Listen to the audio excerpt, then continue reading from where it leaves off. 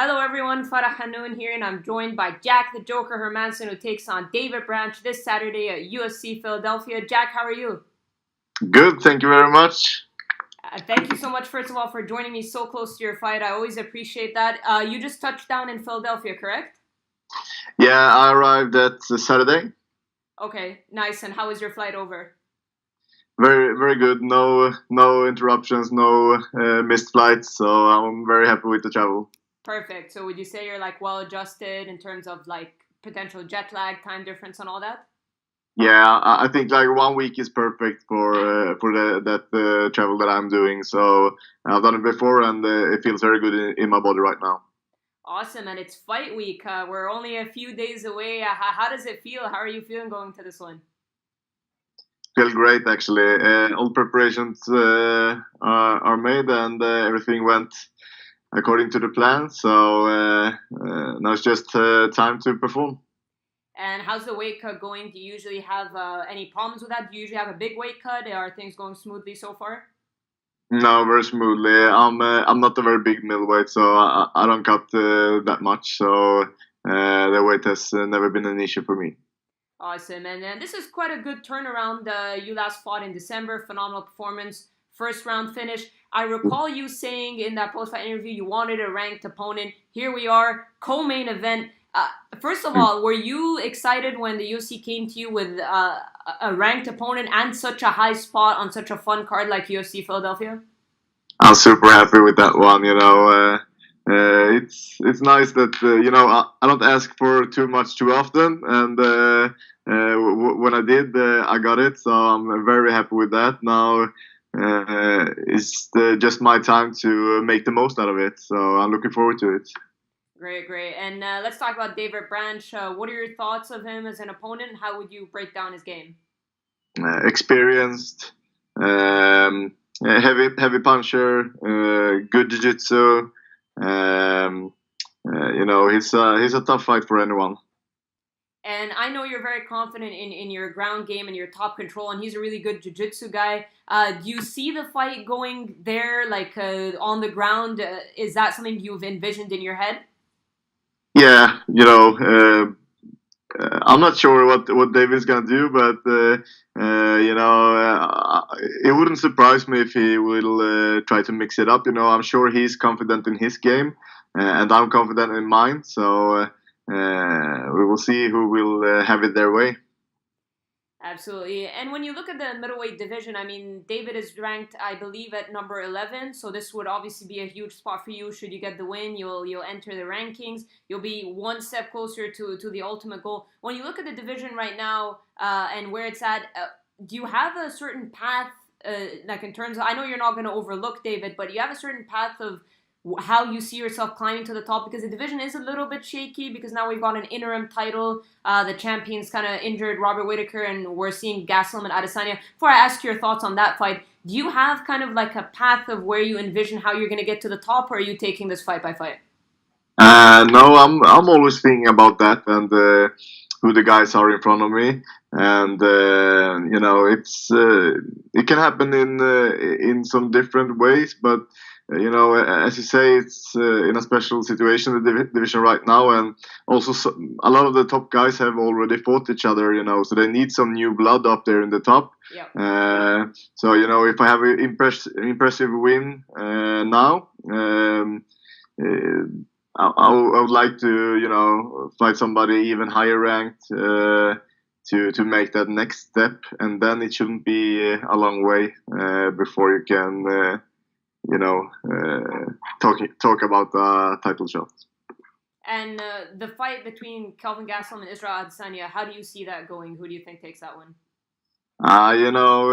Kelvin is really, really good, but he's not a big middleweight, and it should be hard for him to reach Adesanya. It's such a big reach difference in those two fighters there. So, and maybe it comes down to if Kelvin is going to use his wrestling or not. I'm not sure, but if he isn't, I think Adesanya will take that one. And do you like kind of this new blood, like you called it, in the division? I mean, for the longest time, it was kind of like Whitaker and Romero and Jackery and Weidman and Rockhold, and all of a sudden we've got a whole new picture. You coming in with a big fight. You got Adesanya and Gastelum fighting. You got a lot of new blood in the division. Is this exciting for you to see the division move? Because I feel like in the UFC we've seen a lot of divisions become a little bit stagnant because certain champions are kind of choosing their fights or certain top contenders not wanting to take fights. Is this good for you to see your division thriving and moving and having new blood? Yeah, I think that's awesome, and it's awesome to see how the new up and coming fighters are doing against the veterans. Yeah. So you know, there are a couple of guys in there that's going to be interesting to follow. You know, and I'm hoping to be one of them. Absolutely. And the UFC are heading to Stockholm on June 1st. I know you're not looking past this fight, but would that be of interest for you? It would be 3 months after your fight, a little bit less.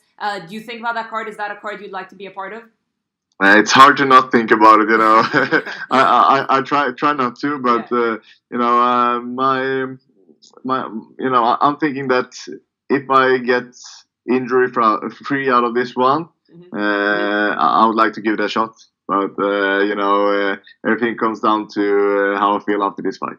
Of course, and I've noticed because the UFC have gone to Europe, like this. We've had Prague, we've had London, and now we have Sweden coming up. You actually haven't been a part of any of those cards. They've kind of put you like you're in Milwaukee and now you're in Philadelphia. Are you surprised that they didn't call you up? I mean, this is good. Don't get me wrong. You're co-main event at UFC Philadelphia. For me, this is much better for you. This is much higher spot. I know fighting close to home is nice and being around your home fans, maybe having friends and family. This, in a way, is different because it's more exposure. But for you, are you kind of surprised that you didn't get offered to fight in Europe? And do you like that you're getting kind of the exposure to fight in the US?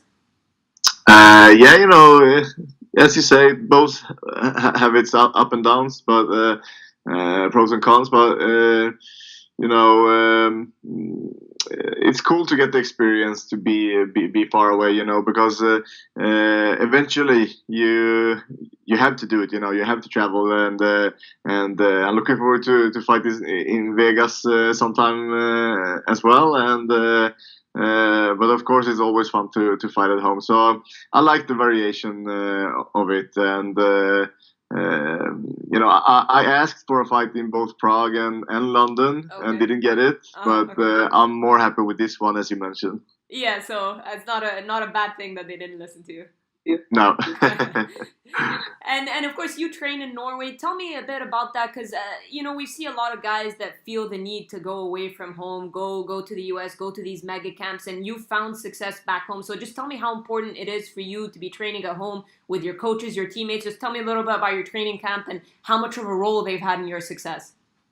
Yeah, you know, I'm a big believer that I have everything I need at home, and it really comes down to the athlete, how much you're willing to put into it, and also how your mindsets are, and if you're open to learn new things, you can do it just about anywhere.